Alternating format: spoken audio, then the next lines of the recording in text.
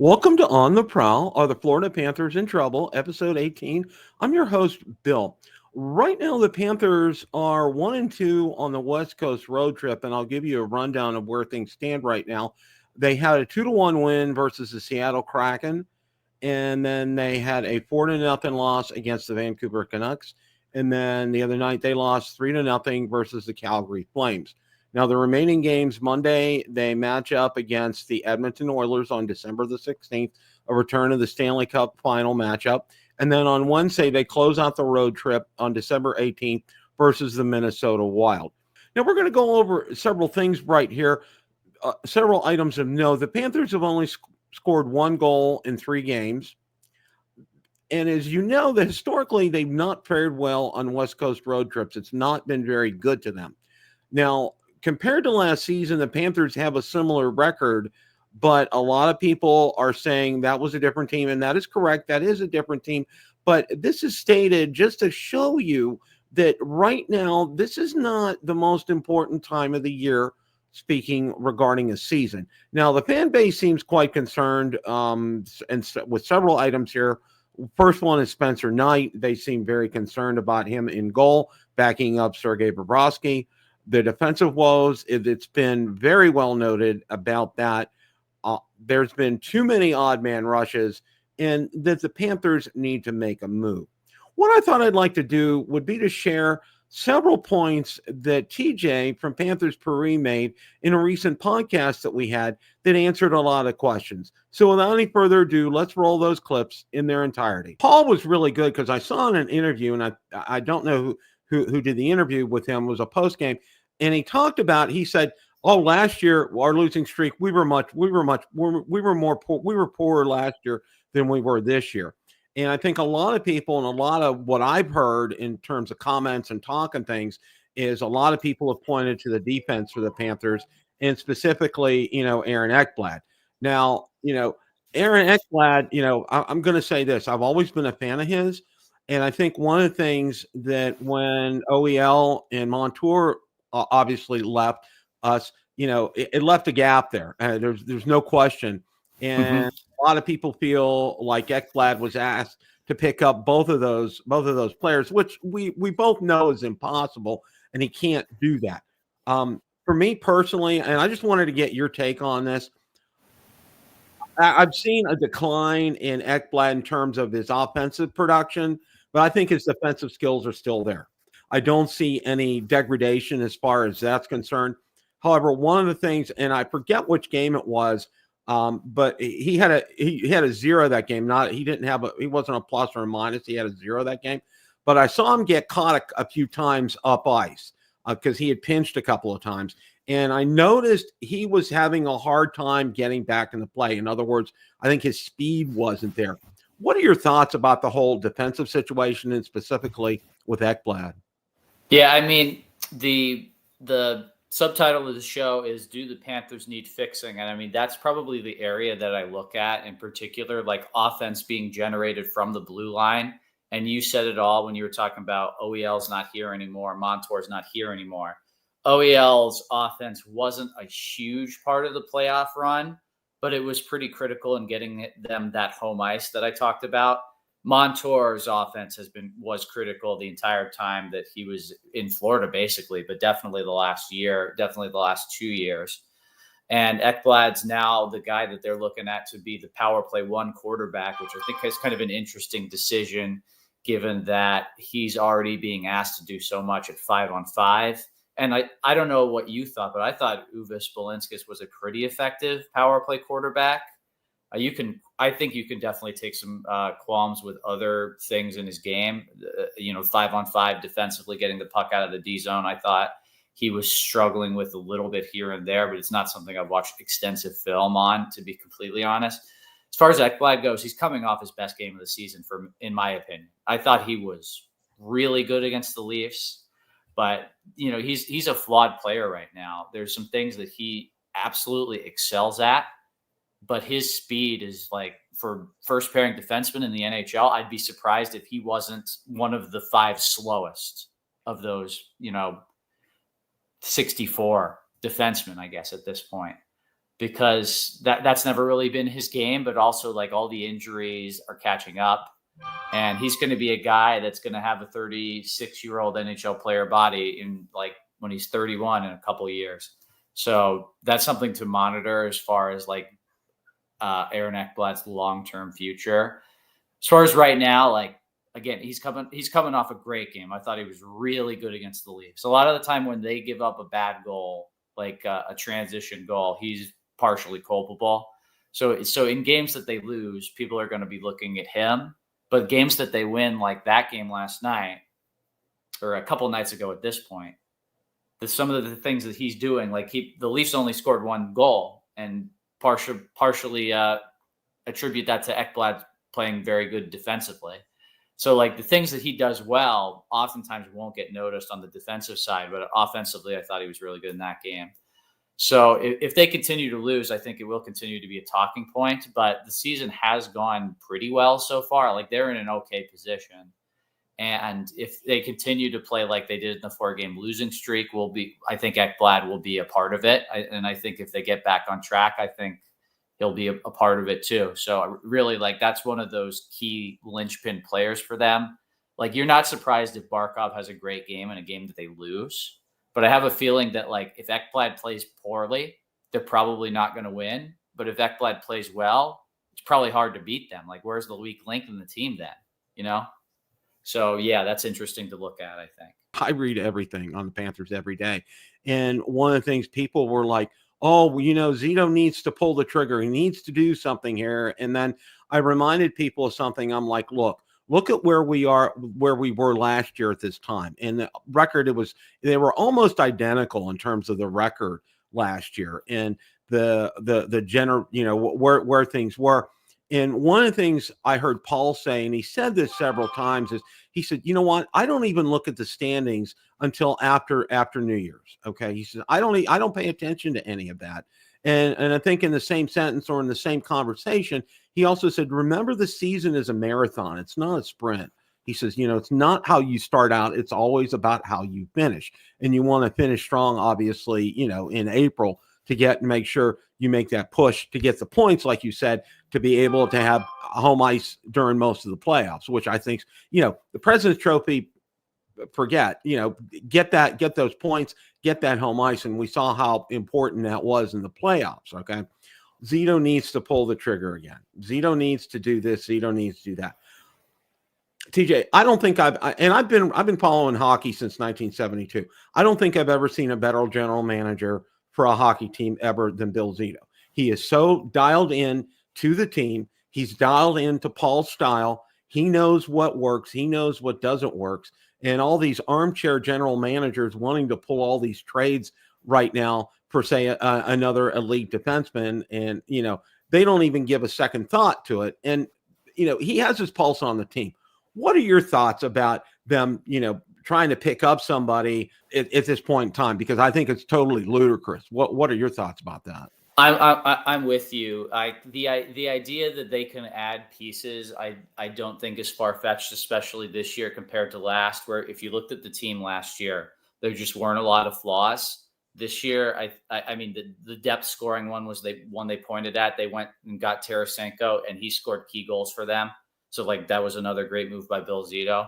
I think you could point to that again this year. And like I said, there's a hole as far as offense from the blue line. But like everybody in the league wants a top 4 defenseman right now. I don't think there's any team that if all of a sudden a top 4 defenseman came available for pennies on the dollar, they would not take the phone call. Every team in the league is always looking for good defensemen.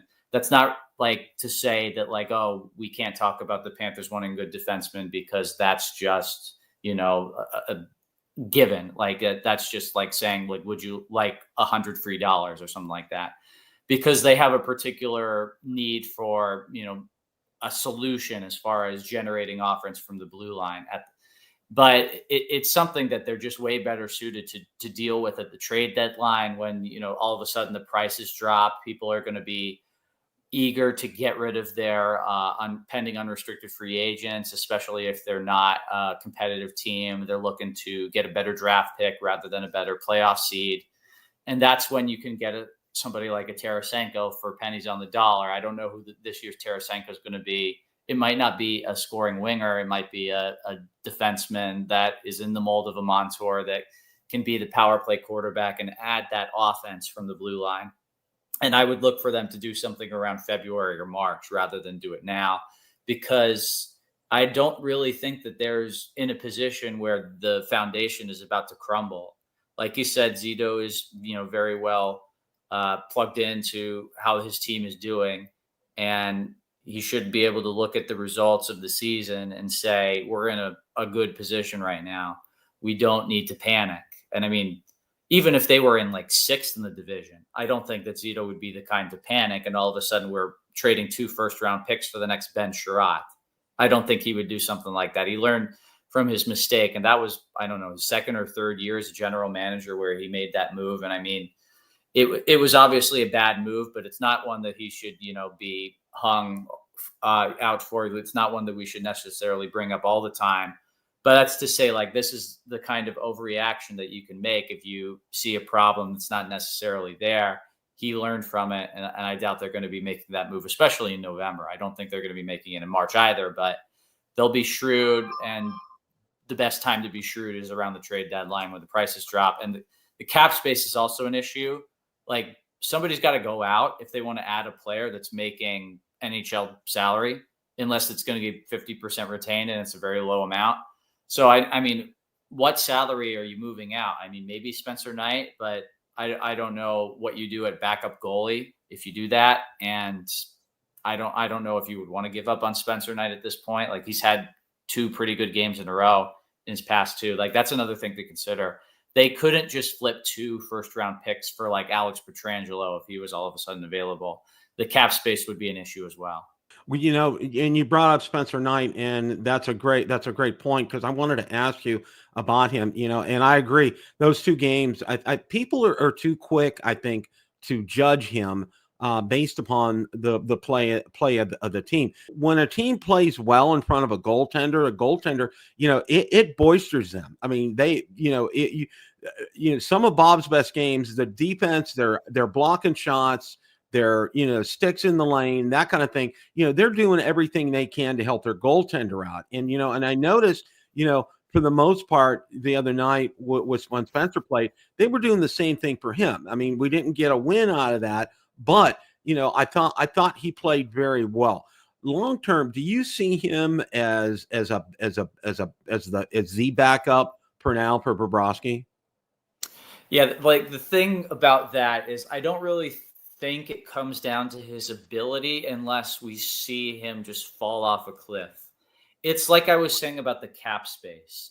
If they have big plans that they need to facilitate like opening cap space for, that's the logical place to do it. And they have to ask themselves, like, where do we see it going with Knight?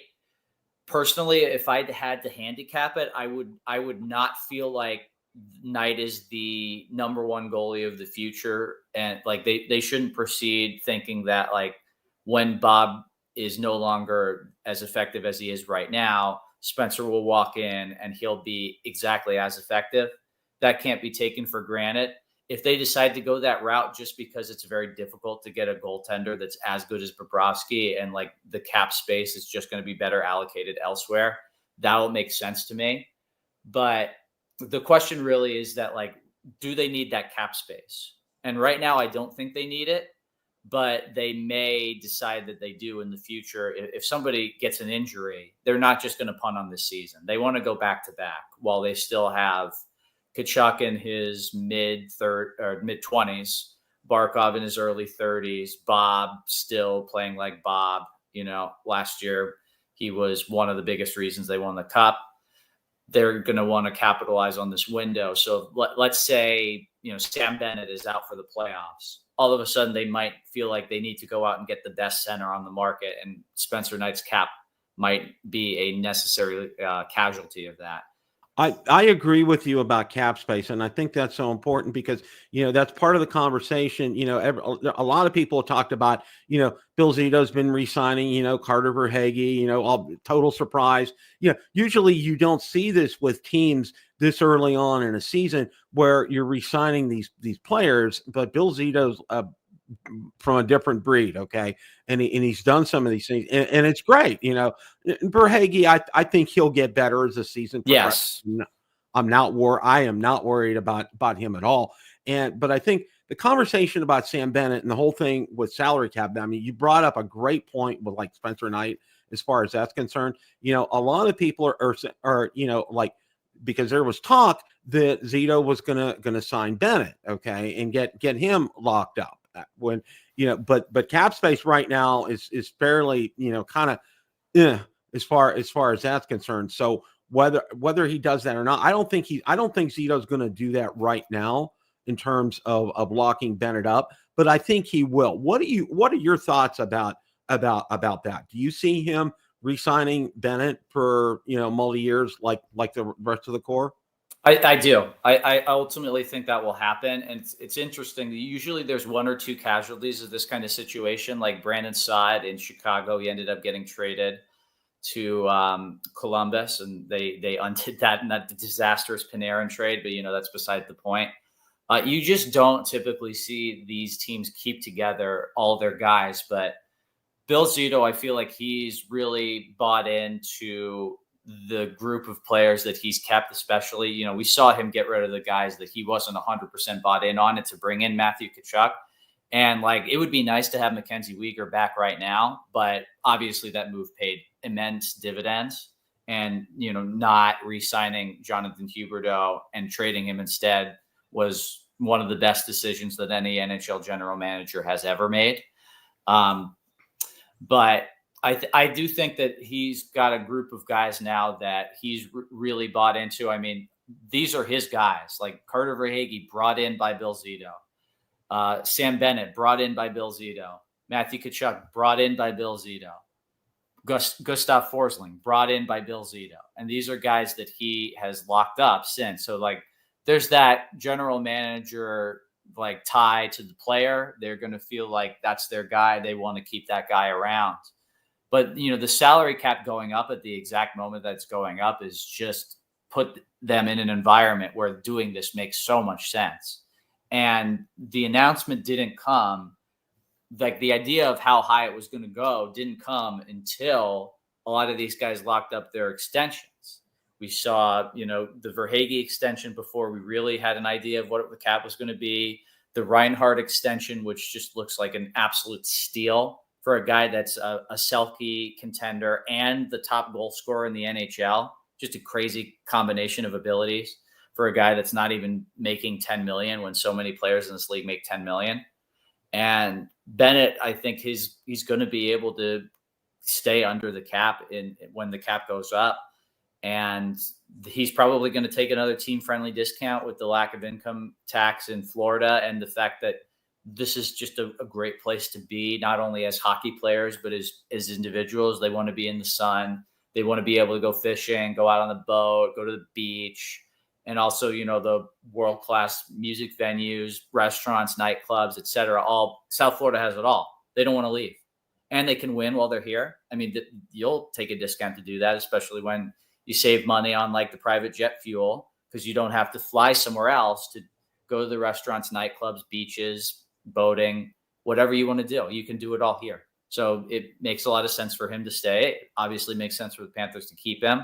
It's not like that fall off is imminent. He's still in his 20s, I believe. So it makes a lot of sense for the Panthers to keep him. It makes sense for him to stay. I just see it happening. It just seems logical. Do you see them repeating as Stanley Cup champions? And how I like to phrase it is this, and how I'll approach this question is this way to you, TJ, is do you see the pieces in place for them poised to be able to make a deep Stanley Cup playoff run this year? I feel like what you're asking, I would say yes to. I'm including the pieces for my argument, some of them being the assets that they'll need to make a trade at the deadline. Because I think the people who are saying that they probably need to make a move aren't wrong. What they're wrong about is that when they need to do it, and they're going to make a trade at the deadline. I mean, last year we were saying we don't even know, this team's going so well. They still made a move at the deadline. Every contender did. you very rarely see a trade deadline go past where a contender doesn't make a move. So in reality, it's, safe as death. You got to try to make your team better at all times at any given opportunity. You don't want to do it like this part of the year, though, because, you have finite assets. You want to be able to spend them at the deadline so that you get the maximum return, because that's just when you're going to be able to get the best players for the best deals. So like they're in position to make that move. Like if you're just asking me point blank, like, are they going to repeat? It's more likely than that they're not going to, just because there's going to be 16 teams in the playoffs, and hockey's a very random sport. The best team often doesn't win. In my opinion, last year it did, but often the best team doesn't win. And there's going to be a lot of good teams that are going to go up against, and maybe a goalie gets hot and all of a sudden they somehow lose a series. Like we saw last year in that Boston series. Boston was just so inferior in terms of the skater group. The skater talent was just so much worse, but they were competitive in that series because of how good Swayman was, and a few good bounces in some of the games. Like that could happen in a series with a team that's far more talented in terms of the skater group than Boston, and all of a sudden the Panthers might be the better team, but they didn't play better, or they just didn't get the bounces, and all of a sudden they find themselves getting eliminated. Unfortunately, that's just more likely than not. But they're going to be one of the strongest contenders for the title. I would say the Eastern Conference, there's not a team I would put above them as far as favorites for the Cup. But it's hard to repeat. You've got the full grind of the previous year's run on your legs. And let's not forget 2 years ago, they also played the more games than anybody else. So it's going to be challenging. And with that in mind, it's less likely than likely that they'll repeat, but they're, in a perfectly good position. Like you said, I don't remember the exact phrasing, but all the pieces are in place, I think is what you said. I would agree with that. What I'm hoping for is that Zito, come that March deadline, can be able to get somebody like a Tarasenko on board that's going to light the scoreboard up. It's going to infuse everybody. And because, when something like that happens, the whole rest of the team just rises up and meets that. What are your thoughts about something like that? Yeah, I mean, I don't know, like if they need as big of a name as Tarasenko. That was just like a great opportunity. Like the price was so low to get somebody as talented as him.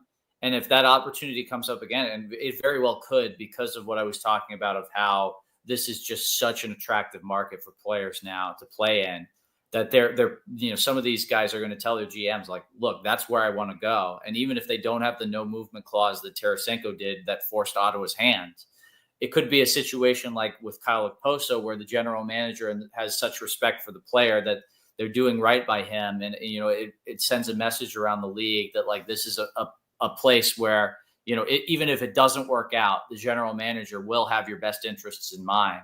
So a lot of the time that does lead to the player getting their way, even if they don't have 100% leverage. And that situation very well could happen again.